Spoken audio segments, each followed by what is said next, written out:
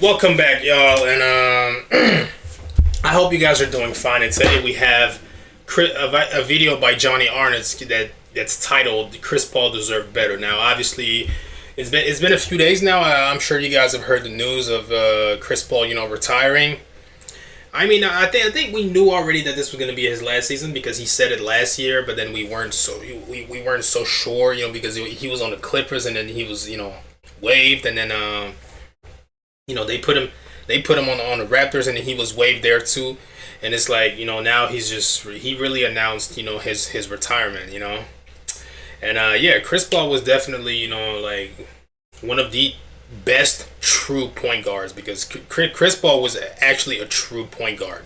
The thing is that yeah, one of the most impactful point guards ever because he's really the type of point guard that, bro, when you have him on your team will get significantly better. He's really impactful, bro. I think he's like top 10 floor raiser ever in NBA history.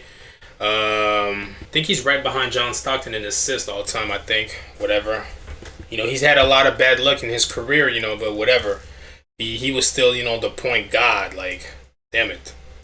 Like really, what I mean to say when I say that Chris Paul was a really true point guard, compared to like all the other all time great point guards, is that because it's like it's all about like the play style, not greatness ranking, like Chris Paul, like he literally checks, I think, almost every box when it comes to like classic point guard, like he runs the offense first. He prioritizes setting his teammates up, and let's not forget, he has also elite court vision, plus decision making, controls the pace of the game. What else? Like, there's so many things about Chris Paul. Like, he's honestly a low turnover player, especially for how much he handles the ball. He's deadly when it comes to pick and rolls. He's a pretty decent, on ball, defender. Like, you definitely better than than people like to give him credit for. But damn, he plays like a floor general. Like the offense just feels organized, and it just really feels organized when he's out there. Which is why his impact is immediately felt whenever he gets on the team. Which is why every team he's on gets significantly better. Like I could spend honestly spend more and more minutes, just giving more examples and like comparing him to like other all-time great point guards, but I'm not gonna do that. This video is I don't want to make this video too long, but let's go ahead and just watch this.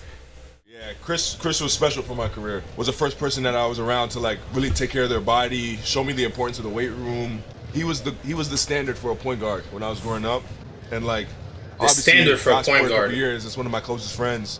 Honestly, it's sad the way it's happened. I thought he would, get his flowers a little bit differently, but that'll never change what he's done for this game. And I'm proud of him. The way Chris Paul retired, I think, should be changed. I think he deserves a better way to go out. Obviously, he's a hell of a player, hell of a person. I wouldn't be in the NBA if it wasn't for him telling me to go to the NBA. So I think the way his situation kind of went down, I don't know who's right, who's wrong. That's not my position. But for a Hall of Famer, for a legend, for a point guard like that, who's had such a high impact on our game, for him to kind of go out like that, I think it's definitely tough. And I just wish it handled differently. But I wish him nothing but the best. It's a big brother to me, and that's my guy. Every point guard in this generation was, somehow to a certain extent influenced by Chris Paul, bro. You heard what Shay said, the standard for a point guard. So today, I had a completely different video planned to be published, and then some massive news dropped. Well, at the very least, it's massive to me. And I think one of the sad things is that people are looking at this news and don't necessarily think that it's massive. Chris Paul is officially retiring from the NBA, and the way he went out was just, I don't know how to put it, sad, devastating, ugly, depressing. This is one of the greatest players in the history of the game. He had 5 assist titles 6 steals titles. He was an 11-time All-NBA Bro, this is player, crazy. 9 All-Defense teams, which very few players have made that happen, and he's been very competitive throughout his years in the NBA. At the beginning of this season, Chris Paul was making his reunion with the Los Angeles Clippers, and it was known that this was going to be his final year in the NBA. So we thought we were going to get a solid farewell tour for CP3. And then the Clippers did what they did, sending him home, and then just recently, he was included in a trade package that sent him to the Toronto Raptors. Now, you saw the edits with him in a Raptors jersey on social media, but the truth is, he never even put that jersey on because they had no intention of keeping him. Yeah, like this is crazy. Him today, and then seemingly just moments later, we got the official announcement of his retirement. Now, if you're a young fan of the NBA, and let's say you started paying attention to the NBA at about 2010 or 2011, then I honestly think that you never saw the peak of Chris Paul. As a New Orleans Hornet, this guy was Bro, on the Hornets, this dude was crazy. One of the greatest point guards that I have ever seen in terms of peak. He was leading the freaking Hornets to be a contending team in the Western Conference when the West was arguably the strongest it had ever been. In 2008, he was the MVP runner-up to Kobe Bryant as he averaged 21 points, about 12 assists, and nearly 3 steals on 49% shooting. Many people actually think he should have won the MVP award that year. But Kobe was given the award, and did he deserve it? Sure. But I think it was also a recognition of the fact that Kobe finally had a top-seeded team.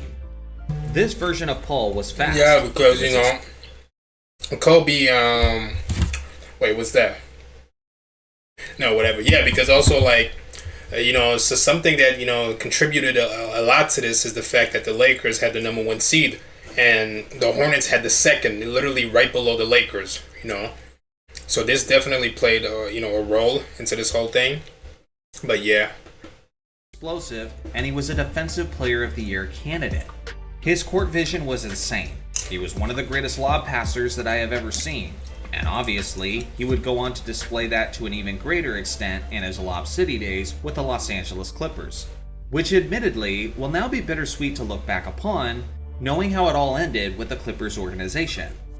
Now at this point, Chris Paul had been around for so long that a lot of people are forgetting just how good he was, but not just at his peak, but at various moments of his career.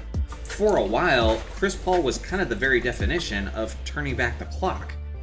When he was with the Houston Rockets in 2018, they looked like they actually could be the team to defeat Steph Curry, Kevin Durant, and the juggernaut Golden State Warriors. Damn it, I hate that he got injured. But it was Chris Paul's injury that actually sealed their fate. He then went to OKC and returned to All-Star status and actually finished 7th overall in the MVP voting. Then he goes to Phoenix and greatly improves their organization, finishing 5th in the Facts, how many years in a row did the Phoenix Suns miss the playoffs before Chris Paul got there, bro? Because I think literally like the year where they went to the finals, the year Chris Paul got there, like that was Devin Booker's first time ever even in the playoffs, and he went to the finals that year. Like MVP voting in 2021, and even manages to take that team to the NBA Finals. Listen, I know how this all works as somebody who's been an NBA fan for many, many years at this point. History does not look kindly on players who failed to win a championship. But the reality is, Chris Paul was always making his teams better. He was a contender. Always, bro. Like, I mean, obviously, when, you know, the circumstances weren't always on his side, but damn. Like, you know, winning a championship, bro, like, you know how hard it is to win a championship, bro? Because I know, like, when we discuss these legends and everything, who have multiple, you know, whether it's 4, 5, 6... Like, bro, you know how hard it is to just get one of those? Just one? Come on, man. He was competitive, and some things just happened to unfold in ways that were extremely unfortunate for him. I can only imagine, if the trade to the Lakers wasn't blocked in 2011, what him and Kobe Bryant could have done together. Facts, bro. To this day, bro, we still don't even understand why this trade did not happen, bro. Because apparently, like, Chris Paul and Kobe were literally on the phone. Like, they said, hey, man, we're going to play together. Damn, like, apparently it was gonna happen. Like it was happening, but then it was blocked like last minute, bro. In Los Angeles, Dwight Howard probably would have joined in the following offseason as well, and Dwight is the exact type of center who thrives alongside of Chris Paul.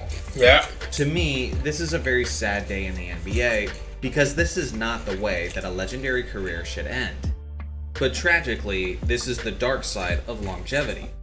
It's nice to remind guys for years and years after your prime that you've still got it. But at the same time, this league is a business, and the day may come where no one has your back and where no one is giving you a call for your services. So what do you guys think? How would you sum up the career of Chris Paul? I look forward to hearing your thoughts in the comment section below. Shout out to the members for supporting the channel, and thanks for watching. Anyway, Chris Paul, legendary career. Damn it, bro. A legendary career, bro. And Chris Paul, man, you look at his game, it's like, damn, bro. And also when you compare him to, like, if I, like to other, when we talk about like other all-time great point guards, Magic Johnson, Curry, Russ, John Stockton, or even Steve Nash, like for example, you got Magic. Magic is also a true PG, I would say. He's just bigger, flashier, but he has more of like a fast break style, which is definitely different from CP3. Curry is really just more of a scoring guard who plays PG, like off-ball movement type of player plus, shooting gravity. Russell Westbrook is really just attack first, head down, explosive, just basically stat driven, But honestly, I think John Stockton is probably I think he would be the closest comparison to CP3, assist first, surgical, efficient too.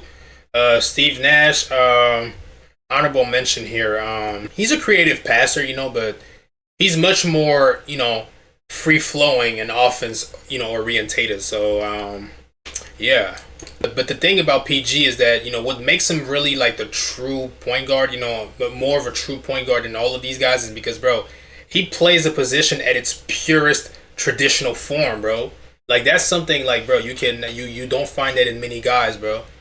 And now, obviously, I'm not saying any of this to say that he's automatically better than everyone else. It's not about that. It's just a, like game recognition. That's it. Like, like what Chris Paul means to the point guard position, bro. It's solidified, bro. Solidified. Like when you compare him to other point guards, it's like he controls the game. Like, it's like some guys, like they score first. Some guys, they attack first. But CP3, he organizes everything. That's what makes him a true point guard. But whatever. Whatever. Anyways, what do you guys think? Anyways, I'll see you guys in the next one. Peace out. Hey, CP3, you will be missed in the NBA. Hey, I wish you nothing but the best. But no, low-key, I think CP3 should be a coach, bro. If CP3 decides to be a coach, bro, he's going to be really good. But whatever. We'll see how this goes for him. And I'll see you guys in the next one. Peace out.